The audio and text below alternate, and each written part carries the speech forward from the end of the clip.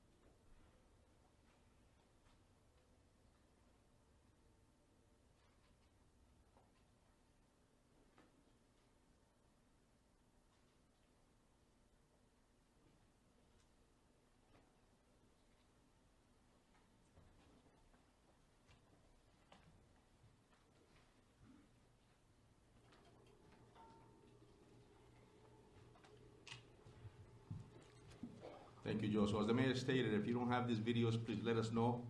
And the reason we have shown these videos, there's a purpose, right? So as you can see, they're enhanced photos, there's enhanced video footage.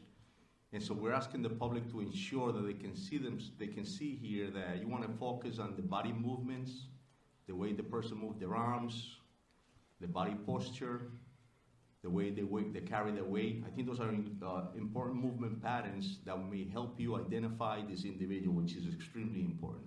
Another thing that we're going to ask the public is if you have any type of camera system, including Teslas, in your property.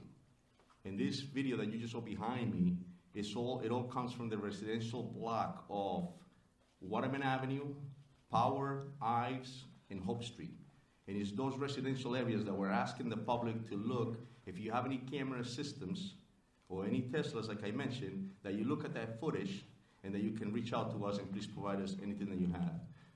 And we're asking you to go back at least a week to do that. And the reason for that is because on Saturday night, the day of, we actually learned that this individual was in that neighborhood at around 10:30 in the morning. We also know in this profession that many criminals will case out an area weeks and days prior.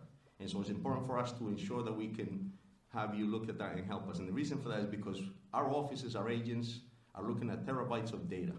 And we're looking for a moment that is shorter than somebody taking a breath. It's incredible hard work to do that. And so we're asking the public to assist us with that. The other thing is the tip center. We have been receiving hundreds of tips. However, we're about close to 200 actionable tips that we're still conducting investigations on, which is incredible and is important.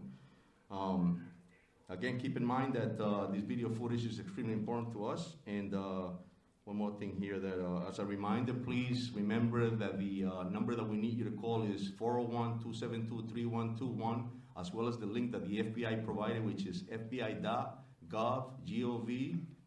Brown University shootings. Thank you very much. Thank you, Colonel. Now we'll hear from FBI Special Agent in Charge, Ted Dux. No, thank you, Mayor, and good evening. My name is Ted Dux. I'm the Special Agent in Charge of FBI Boston. On the heels of this tragedy, the strength and resilience of the people of Providence is a powerful reminder of the bonds that unite us. The men and women of the FBI, along with the law enforcement team standing before you, carry the victims with us as we work around the clock to bring the individual responsible for their injuries and deaths to justice. Today, the FBI is working with Brown University to do everything we can to provide services to those impacted by this horrific shooting. The FBI has almost 30 victim specialists, special agents, and analysts from all over the country who are here in Providence to support our survivors, the victims, and their loved ones. The FBI Victim Services Response Team is one of the many specialized FBI assets that have been deployed here to assist. The toll this type of tragedy takes on victims and their families is immeasurable, and we ask everyone to respect their privacy at this difficult time. Thank you. Thank you, Special Agent. Next, Attorney General Peter Nerona. Thank you, Mayor. I don't have a lot to add other than that from my perspective. I think the investigation in a case like this, which is a challenging one, is going really well. On the third floor of this building, there are dozens of agents, detectives, led by Providence Police, prosecutors from my office, working to put together, and what you're seeing is just a portion of what they're working on right now. So they are literally, because I have seen at least part of it, the shift changes late at night. I think Rhode Islanders should take confidence in their work. They are veterans of what they do. They're smart, they're professional, and they're getting the resources from the mayor and the governor that they need, the state police as well, to get this job done, and I'm confident they're going to be able to do that. We just need a little bit of patience, as hard as it is to say that in this really horrible context. Thank you. Thank you, General. Governor Dan McKee for an update now. Thanks, Mayor. And right off the top, we're just making sure that the state is supporting Providence and Brown University, and then working with the FBI as well as our state police and the Attorney General to continue to provide information to the people in the state of Rhode Island. My information is that recently, today, we've met with all the university presidents in the state of Rhode Island. We know that we want to start a working group that will talk about enhancing the safety issues. And you'll see shortly that we'll be doing the same thing in terms of the mental health issues. And I think that's important as I'm out and about. We're hearing a great deal of anxiety coming from families and students and the general public. And that's one of the reasons why our state police has supported the Providence schools with presence as school begins and school ends in support of the mayor and his efforts to support the schools. Thank you, Governor. We're also joined tonight by Brown University President Christina Paxson. Thank you, Mayor. I want to begin by thanking the many law enforcement agencies who continue to work around the clock on this case. It's very impressive. I also want to thank the mayor and the governor for their continued support. The primary point that I wanted to address before we get to questions is that Brown is deeply committed to the safety and security and well-being of our community. And I've been deeply saddened to see people questioning that. We understand that as time goes on, there is maybe a natural instinct to assign responsibility for a tragic event like this. Anxiety and fear is very natural, but the shooter is responsible. Horrific gun violence took the lives of these students and hospitalized others. And it's deeply sad and tragic that schools across the country are targets of violence. Brown is no exception. We are cooperating fully with law enforcement, and again, we thank the multiple agencies that have been working so hard day and night with increased patrols to keep our campus safe and to investigate this horrific shooting. Thank you. Thank you, President Paxson. I'll give a couple updates on behalf of the city, and then we'll take your questions. First, As has been discussed many times, we continue to have enhanced police presence throughout the city of Providence to help bolster the confidence and provide a sense of additional security to our residents. Today, we were aided by neighboring municipalities in Central Falls and North Providence with supplemental officers. We're grateful to our neighbors for sticking up and standing up with Providence. The state police continues to be an incredible partner, and I thank the governor and Colonel Weaver for their partnership. Providence Public Schools remain in session. Friday is the last day of school before winter break. Spent some time at our schools again today. As has been the case in the past, the schools in the area of Brown are having regular police presence, and because of the assistance of the Rhode Island State Police, we've been able to provide additional police presence and coverage to other schools in Providence, and we thank them for that. When I was at one of our elementary schools this morning, the faculty were having a brief meeting before kids started to arrive, and in discussion with some of the teachers, I asked how they were doing, and one of the teachers said what I think a lot of us are feeling. She said, it's hard, but I'm putting on a good face for the kids. We need to be here for them. And I think that's how a lot of our residents feel right now, which is that we are taking very tentative steps forward, but we're doing it for one another. And so I do want to thank our educators at this time. They're being asked to go to school right now. Our principals are asked to be going to school right now for the sake of the families and the kids. And at that same school, there was a second grader literally skipping to the front door because he's a second grader, and he doesn't know everything that's going on in this scary world right now. And so the strength of the adults has allowed that little kid to skip to school this morning, and so I want to thank all of my fellow residents of Providence for putting on a strong face for the sake of others at this time. There were questions yesterday, and so I'll also just give a brief update on the health status of the survivors. If folks will recall, there had been 8 hospitalized. 1 has since been discharged. There had been 8 hospitalized. 1 has since been discharged. The 7 that remain in the hospital, 1 is in critical status, 5 in critical but stable status, although healthcare providers report that they are improving, and 1 in stable status. Those are the 7. 1 in critical, 5 in critical but stable, 1 in stable status, and 1 discharged since the last time we made comments about their safety and recovery from the podium. Now we'll open it up to questions. En español, para el jefe de la policía, Pérez, si puede responder nuevamente, repetir un poco de estos videos, en qué áreas se están concentrando, dónde quieren que las personas vean esos videos y cuánto tiempo antes incluso quieren que reciban o revisen esos videos de vigilancia. Yeah, so the question was if I could just repeat what I stated earlier in English as far as what occurred here, the reasons of the video, and what I was requesting from the public. So, estamos pidiendo al público verdaderamente que el video lo que hicimos fue que lo aumentamos para que vean la manera en cómo camina la persona, cómo mueve sus brazos, los movimientos que tiene. Eso es muy importante para que de pronto nos ayuden a que ellos se identifiquen a esta persona, importantísimo. Lo segundo es que estos videos fueron tomados más que todo en una área residencial que incluye la calle Hope, la calle de la Waterman Avenue, la calle de la Power Street y la calle de la Ive Street.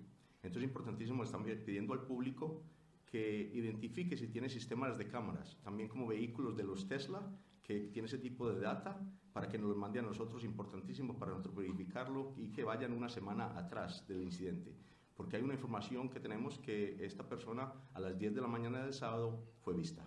Chief Perez, you said that you believe this person was in the neighborhood at 10:30. Clarify, you believe that was at 10:30 the morning of the shooting? And what do you believe he was doing there at that time? Correct, and we have video footage of that, and we believe that he was actually casing out this area to commit the crime. That's a pattern that criminals do, and that's what he was doing. Chief, yesterday the FBI described the person that we've been seeing in these images as a suspect. Today the language seems to be person of interest. Can you clarify, do you believe that this person that we're looking at is your shooter, is your shooting suspect? Definitely, he's still a person of interest, and we're still investigating that to be able to get that answer. But we strongly believe definitely he's a suspect in the incident and a person of interest.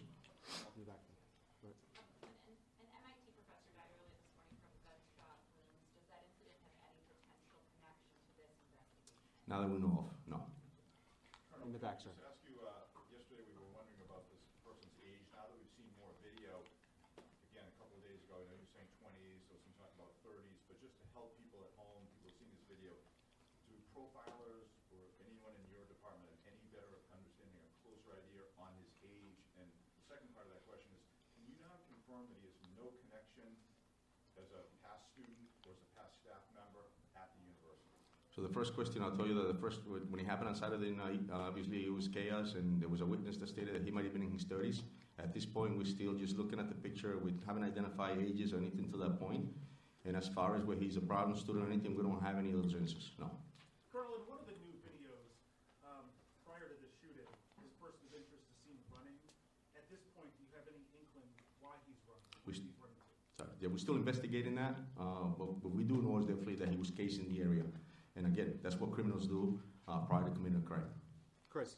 It appears that the FBI and the TP, according to what I'm looking online, look like they're releasing separate videos at separate times. Are you guys still coordinating, or how are we doing? We are. You got to understand that there's a lot of people upstairs, as the general stated earlier, and we're trying to ensure that we do this right job and collect the evidence and that we need, and we want to make sure that everybody has especially you guys in the public. One thing that we want to make sure is that the community is safe, well-informed, and stay confident in the work that we're doing. So yes, there was a video that was released, but we also were working on another video, and the purpose of this press conference is to ensure that the public can see those videos showing movements, like I stated earlier, the way a person walks, the way they carry their weight. That's the importance. And so our video, the second video that we showed was the one that we needed to show the public. Just All right, please. in terms of cameras inside and outside the engineering building, are those working at all? And if so, why not release some of those videos? So the video that we showed you came from inside the building, and that's all we had at the moment. That's all we have at this moment. Correct. Inside the engineering building, though? I'm sorry. It's from the outside of the building. From the I'm sorry. outside, so do you have video from Yes. inside the engineering building? Both inside and outside. I'm sorry, just outside. That's all we have, not inside. No, I'm sorry, just outside. Are they going to be released anytime soon unless from inside the building? That was released already. That was the outside of the building. We already released that. Yeah, let me just jump here and clarify, okay? So there is, for those of you who've been with us before, and I understand not all of you have been, there is video inside the building. There are cameras inside the building. What we have released to you are videos of this person of interest. So I want to be clear, because later on there may be other videos that get released in the course of a prosecution, likely will be at some point. They show things like chaos after the shooting. What they don't show is this person of interest, and so that's why we haven't released those videos, okay? What you do have are videos from a camera outside of the Brown building and other cameras from around the neighborhood that the good men and women in law enforcement located and have put together in this montage. And to your question, Chris, there are two versions of that video, but the bottom line is they, as I understand it, they depict the same thing, and number one, and number two, the agencies are working very, very well together, as I think the special agent in charge would agree. Right, so you've got a follow-up, and then we're going here. Just to clarify, there's no clear video of the suspect inside the engineering building. I just said That's correct. Now, can I just ask as well, further to the surveillance footage that you have received, I've been here since Saturday speaking to people who are living in the residential buildings around, and in the businesses, and many of the store clerks there have told me it wasn't until this morning that the police have actually come to ask them if they had anything that they could offer, any CCTV or any evidence that they could provide. Why has it taken 3 days for these people to have the police come to them to ask them for assistance? As I stated earlier, it's a residential block that includes a lot of homes, a lot of different camera footage, and it takes a lot of work in the sense that there's a lot of terabytes that we're looking at in order to be able to analyze it, pull what we need, and sometimes it's just a moment that we need, and it's shorter than somebody taking a breath, so it takes a lot of work. And then so once that leads us to a next location, and so we move strategically, we have to pull the video, download it, analyze it, investigate it, and then move forward. It takes time. Mr. Attorney General. Yeah, I just want to jump in there too, because I think I want to clarify in a sense what the chief is saying. Is that you start in the grid in the first instance that's closest to Brown. It takes a lot of work to canvass that area, and then you build out as you learn more about the path of travel. So it's entirely possible that tomorrow we'll be canvassing places that we haven't canvassed yet because we're working out with the resources that we have. Dan, go ahead.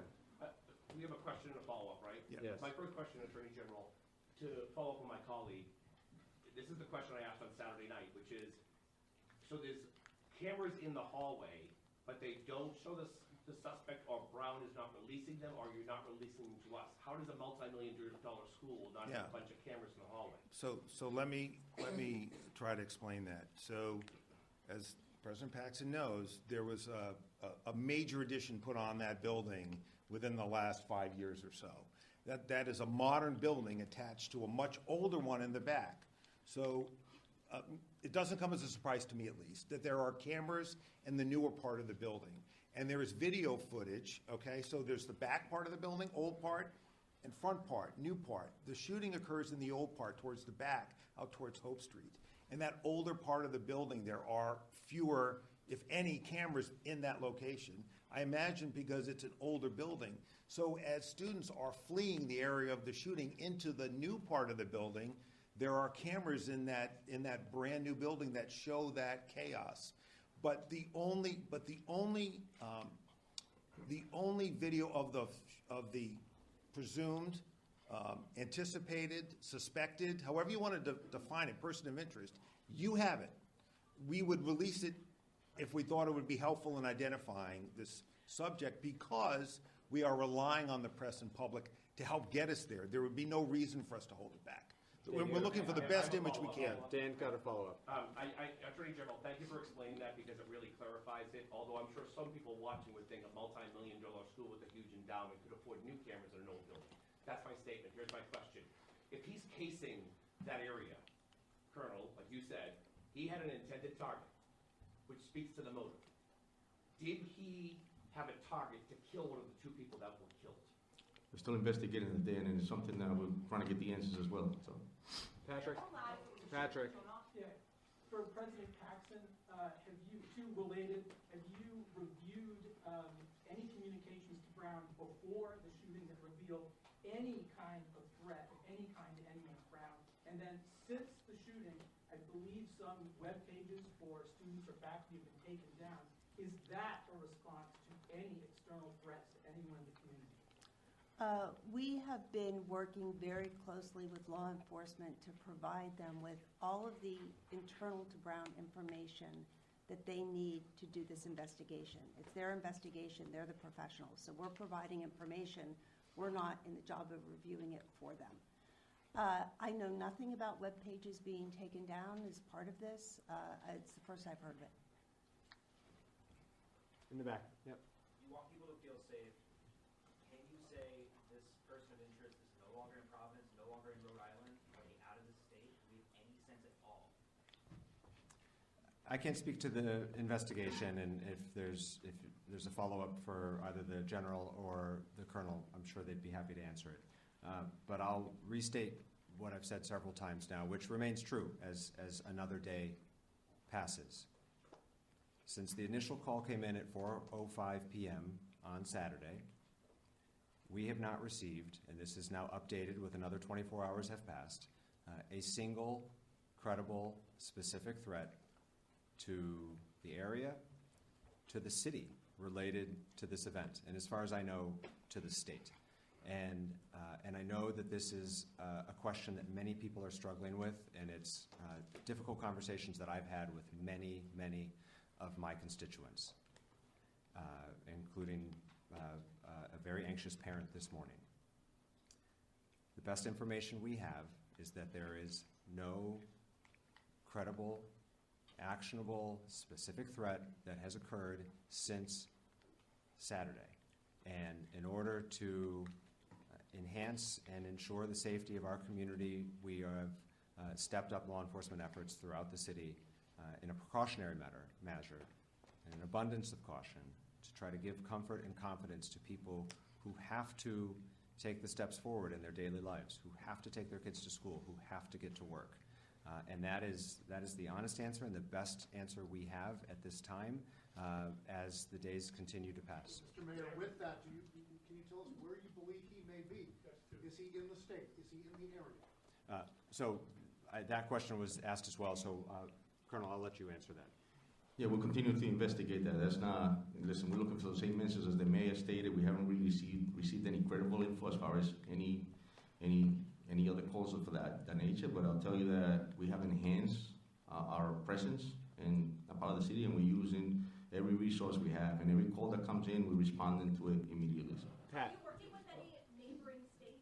It's Pat, so we're working our way across the room here. Pat. Pat Ford, Coalition Radio. In a case involving a hit-and-run accident in the vicinity of Brown University that was litigated by the Office of Attorney General Nerone in 2023, Brown University Police Detective John Remke stated that the university maintains several thousand video surveillance cameras and license plate readers on Brown University campus and surrounding campus. Now, this is in addition, obviously, to the Providence Police Data Center. Attorney General Nerone, your department litigated that case, ostensibly giving your department a thorough understanding of the landscape. Why isn't there more video or metadata, and were those cameras all operational?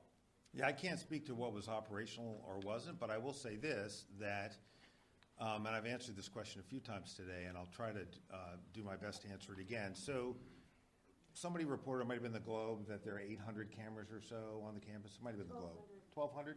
But this building is on the very edge of the campus. If you know, I know that building well. I had two sons who spent a good chunk of their lives there. It's at the very edge of the campus. It's not in the heartland of the campus. It's not the green. And there are several greens. It's not any of the three greens as I remember them. So it's right on the edge of the campus, and where the shooting took place is at the very edge of that building on the edge of the campus. And so, as those of you who know Providence know, you are very quickly into a residential neighborhood, which is why the video footage you're seeing of this defendant's, person of interest movements, are pre and post shooting are in that neighborhood. So the building is on the edge of the Brown campus. Where the shooting took place is at the edge of that building, and then you're very quickly into a residential neighborhood. There is no footage. I'll try to say it again. There is no footage that depicts this individual that would be useful in identifying him that we have not released to you. And I think you can tell from, frankly, the not very helpful quality of the initial footage that our standard is pretty low. If we thought it was at all helpful, we would have and will release it. John. Follow-up question, real quick follow-up. Colonel, Hold on. Does Brown University or the federal government employ Stingray or any other mass surveillance equipment in or around the Brown University campus? And again, remember that the Brown University detective said that these applied and said that these cameras extend in the neighborhood. So the other question is, does mass surveillance by Brown University end at campus borders, or is there anything in the Thayer Street community, downtown area, or anywhere else in the community? You asked me this question last night, Pat, and I don't have any knowledge of those systems. Respectfully, Mayor, I'm not asking you, I'm asking the Attorney General or the FBI. Okay. Yeah, there is no mass surveillance. Well, first of all, I'm not sure what mass surveillance means, Pat, but by any standard, I wouldn't describe it as mass surveillance by Brown University. There are cameras that they have in place in an effort to protect their students. And unfortunately here, given location, given age of building, we just don't have additional video footage. Trust me, I wish we did, but we don't, and so we're doing everything we can to find additional footage from the neighborhoods, reinvent his path of travel, and continue to canvass for either people who may have seen him, encountered him, or who have video evidence that could supplement what you already have. John. I have a question for Agent Dox of the FBI. Agent, so this happened Saturday night, and then last night you have an MIT professor. I know the question was asked, but this has to work. What we see on this video seemingly is someone very cautious, almost like a professional, kind of like the DC pipe bomber that is circling several times. What information do you have? That MIT Jewish professor in Brookline was basically executed. Do you have any intelligence how that person was operating there? You know, it's interesting. The Colonel Noble reached out to me very early. Their lead on that particular incident. He made sure that if there's any intelligence, any information in which is connected to what we have here, that they would share that. At this time, there seems to be no connection as it relates to that particular incident. What, as a FBI agent, follow-up, what do you see in that individual who's walking? For example, you know, he's walking with his arms behind his back, and I've seen people talk about that's not like a young kid on a campus. That scene where he's, you know, walking, that's something more either European or Middle Eastern. What do you see so far in this video that we see of this suspect or person of interest? You know, I think the colonel articulated in a sense what they see. I say from an FBI perspective, we have individuals that can hypothesize on that, our behavioral analysis unit, and those type of individuals. I will say I would be, I think, getting a little ahead of things if I give you kind of an inference of what I see in that particular behavior. It can mean a lot of things, to be truly transparent with you, and to get into the mind of an individual that would commit such a heinous act. That's a place in which I don't want to go right now. I'm not sure what was going on in that particular individual's head at that But time. you would agree, John, that's it. this individual seems very callous. Brian in the back. President Paxson, clearly, as you stated, the shooter is to blame, but you're hearing a lot of questions about the lack of cameras. You mentioned you've heard some of the criticism. What is your response to parents as well who said they pay a lot of money for their kids to go to Brown? They're questioning the cameras, why the sirens didn't go off. Do you believe that Brown had the precautions and safety measures in place before the shooting that were appropriate and necessary? I do. And in fact, I'm glad you mentioned the sirens, because I think there's been some misinformation about that. We have two security systems that we can activate in a time of an emergency. One is a system that sends out text messages, phone calls, emails, and it was activated within minutes of the incident. Those messages went out to 20,000 individuals, so all alerts. We also have a system of sirens. There are 3 sirens placed across campus. Those get activated when there is a broad-scale emergency and we want people to rush into buildings. In the case of an active shooter, activating that system could have caused people to rush into Barris and Hawley. So that's not a system that we would ever use in the case of an active shooter. So. Just to follow up.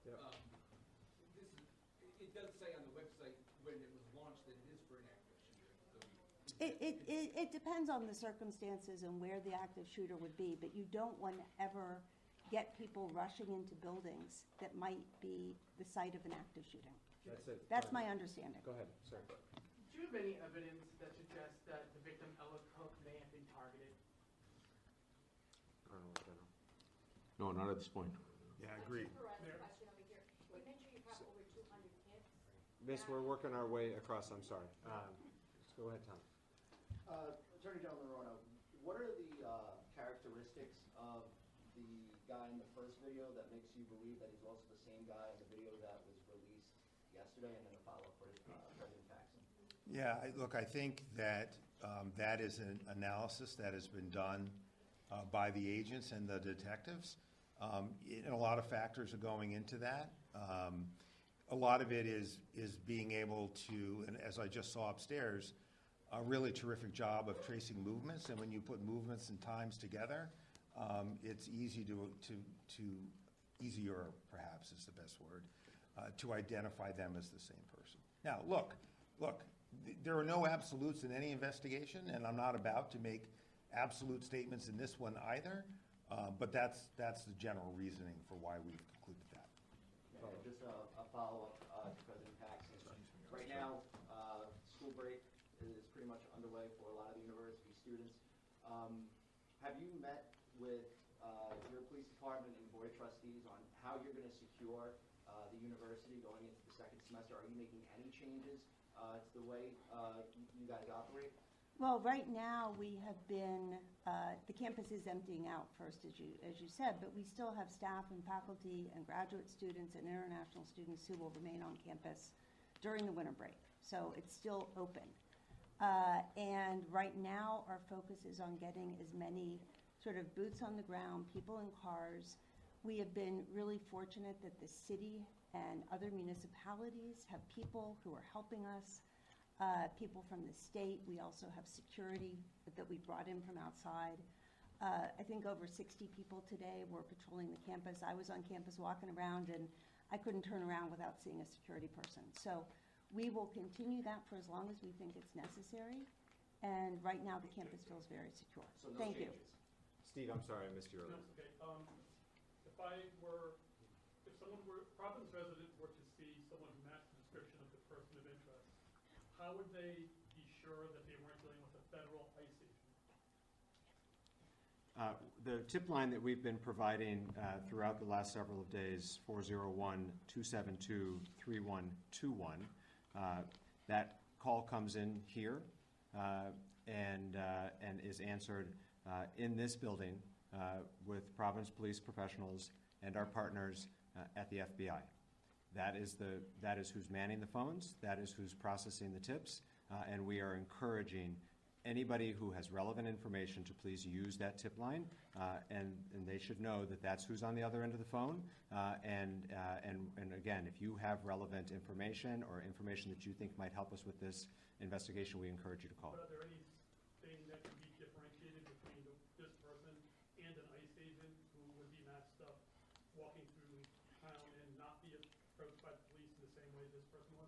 Again, we've worked really hard to build the trust of our community here in Providence, and I'm telling you that that phone number, 401-272-3121, rings in this building and is answered by Providence Police and/or FBI.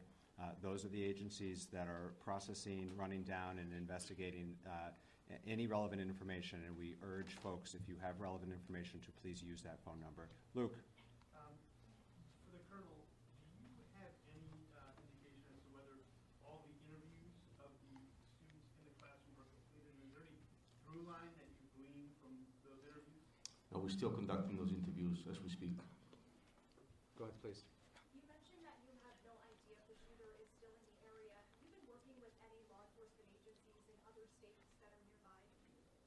Yes, we're working with every municipality here in the state of Rhode Island, and obviously every Massachusetts. Obviously we have conversations with them as well, but majority of the law enforcement that we're working with right now is our own, nearby municipalities, the Rhode Island State Police, and every agency that you can think of, federal agency in this building. Are you working with agencies in Connecticut? We're in conversations with them, but no, they're not here, no. Amanda, if I could just jump in here, what's really critical first is that we identify who the person is. Once we identify who this person is, I believe we'll be able to locate him. It's very hard to hide in this country. But until you have a name, which is why we're working so hard to identify him, it's not particularly productive to reach out to law enforcement across the country as to who you're looking for, because we don't yet know who we're looking for. So that's why we have to identify the person. Once we've identified him, we'll know more information about where he's from and who his friends are and where he might go. So those are the things that we can do once we have an identification of this person. And that's why the team now is laser focused on identifying who this person is in this video. Amanda? I have some questions for the chief. Yes. The chief. Amanda. Just following up on another question that was just asked, I'm glad to hear that some of the students are beginning to recover. How many of the students who are inside that building and also outside have detectives been able to interview, and have they elaborated on anything that this man said? Allegedly, he yelled something in the classroom before opening fire. Did he appear to be wearing a bulletproof vest, and that's why he appeared faulty? It's a good amount of interviews that have been conducted. We have re-interviewed several people. And so I just want to tell you that's part of the investigation right now. We'll continue to investigate, and we'll continue to speak with them. And like the general stated, listen, we're just trying to build the case here and make sure that we can move forward and continue the progress as we're doing. But the interviews are still being conducted. So. But Chief, they haven't elaborated. They haven't elaborated exactly on what this man, if he did say anything, what he was yelling. Yeah, no, I don't have that info now. Straight back, sir. What do we know about the path of the shooter as they left Ferris and Holly, and where do we lose sight of him? So his movements were all in that residential block that I mentioned, between Waterman Avenue, Howard Street, Ivy Street, Hope Street. It's all that block. The whole residential block that I just mentioned is where his movements were. And then obviously that's where we lose some sight of him somewhere around Governor Street. This is after the shooting, Chief? In the back there. Correct. To that point, at any point, will there be kind of like a map put out as to which cameras you're seeing him on to kind of give an idea to the public of Correct, yeah, great point, and something that we talked about just before I came down here, to be able to release that map as well. Chief, Alex?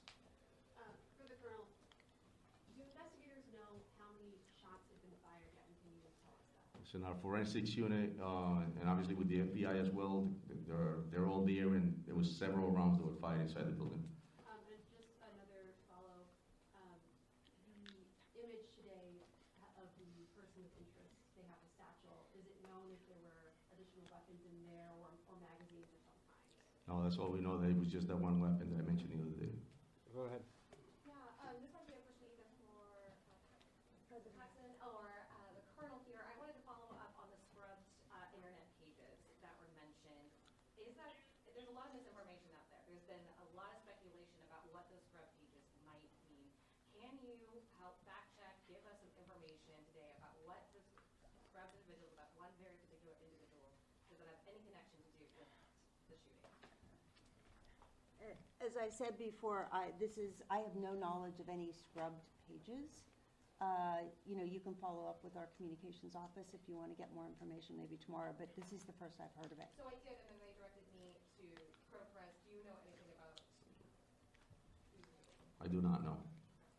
Go ahead, right behind, yes. Hi, una pregunta para el coronel. ¿Qué es lo que ustedes ven en la descripción, en el lenguaje corporal de esta persona que los hace pensar que es una persona de interés? He hablado con personas de la comunidad que tienen cierta desconfianza porque ya liberaron a una persona que también era de interés. ¿Qué hace a esa persona la que pues, podría ser? Yes, so the question is, what makes this person one of the suspects that we have that is a priority, and since we have released somebody already in the past, what makes this person the subject? So, la respuesta verdaderamente es que tenemos muchas indicaciones que este individuo es el que cometió esta tragedia. Y entonces estos videos que mostramos es por esa razón. La investigación nos está llevando en ese progreso a determinar que esta es la persona, por demasiadas cosas que vamos a seguir investigando. So the answer is pretty much that there's a lot of leads that we have here that identifies this individual as the person who committed this tragedy, and we have enough to be able to move forward in progress, and we're very confident that that is the individual that committed the Do you have one follow-up here? Or you go ahead, please. I'm sorry. ¿Por qué no llamarlo sospechoso entonces? ¿Y qué le dice a la comunidad que está angustiada? So why don't we call him a suspect, and what do we tell the community that's nervous? So la respuesta es, verdaderamente, estamos llamando a una persona de interés, ¿verdad? Porque necesitamos crear un caso para poder llevarlo a la justicia y presentarlo al fiscal. Y le decimos a la comunidad que realmente estamos en un trabajo y esta es una prioridad en este momento y una responsabilidad de que pongamos un caso completo para poder llevarlo a la justicia. Can I just jump in here, Mayor, with your permission? I want to come back to your question about that name. And I know the name that you're asking about because a member of the media asked me about it. I am familiar with it. I wasn't familiar with it when the media member asked me about it. I think it was either CBS or NBC. I asked my team about it. I think this is an area where caution is really necessary. There are lots of reasons why a page might be taken down, particularly if there's chatter out there about, to your question, Amanda, about words that were spoken. It's easy to jump from someone saying words that were spoken to what those words are, to a particular name that reflects a motive targeting a particular person. That's a really dangerous road to go down. Really dangerous. If that name meant anything to this investigation, we would be out looking for that person. We would let you know we were looking for that person.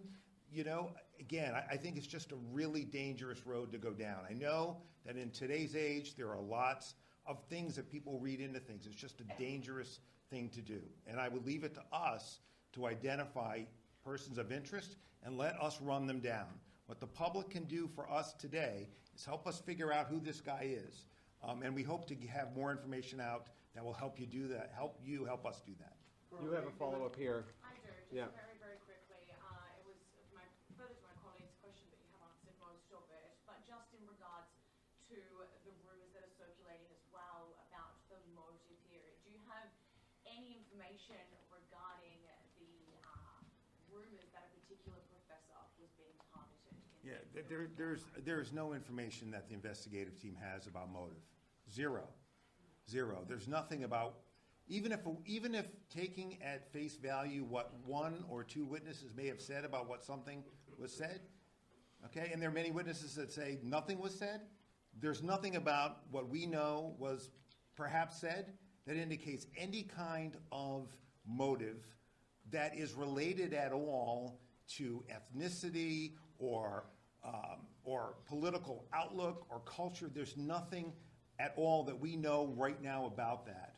And I think that is a dangerous road to go down, particularly in today's environment. Patrick has a follow-up. Does the fact that the satchel is in some videos and not in others, and his disappearance around Governor, either indicate that there's a vehicle involved or one of the houses involved, that he picks up the satchel or gets off the satchel? What does that tell us, the fact that he disappears if there's a vehicle? Those are the actions of a criminal, pretty much. I'll tell you that's, you're right, and that's something that we're looking at. As you can see in the video, the satchel's on, sometimes it's not on. He has a heavy coat on, he has something in front of his abdomen. He could have hit the satchel, and something in instances that we have, we'll continue to investigate. It's complex, but we'll continue to investigate as we go Chris along. has got a follow-up. Chris has got a follow-up.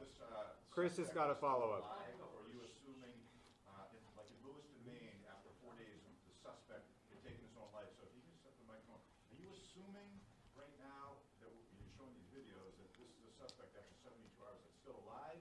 Or do you have dogs and thermal imaging from helicopters that are looking for a person that's taken their own life? Yeah, we're using a lot of resources. As soon as we get a lead, we continue to follow through with it. An investigation, I mentioned the other day, they start here and they lead in a different direction. So we're there. Yes, you're right. We use dogs. Yes, if we have a lead on something and we think that we need to go back and search it again, we need to re-interview, we're doing all that. Chris, you've got the last question. Go. This is for Colonel Andy Agee. The mayor had noted at the Boston Globe podcast that there were setbacks earlier in this investigation. Would you also say that initial detention with that first person of interest, would you also categorize that as a setback? Well, the mayor and I agree on nearly everything, but we look at this case maybe from different backgrounds and experiences, perhaps. Certainly, the mayor has had many great experiences that I've never had, leading a city, for example. Well, I would not characterize it as a setback. The way I would characterize it is, it was a lead that had to be run to ground.